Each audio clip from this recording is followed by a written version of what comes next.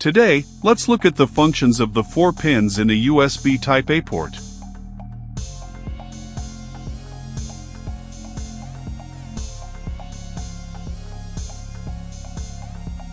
This is the positive pole of the power supply. It provides plus 5V DC power to the connected device.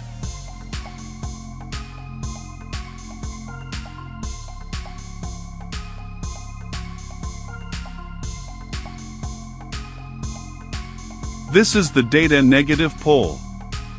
It carries the inverted data signal during data transmission.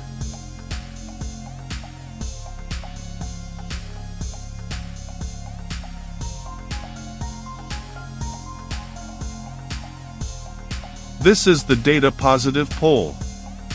It carries the non-inverted data signal during communication.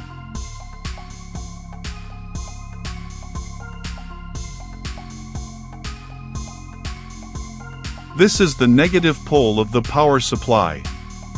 It acts as the ground and completes the electrical circuit. I hope you learned something new about USB pinouts from this video. If you want to see more technical videos like this, please subscribe to my channel.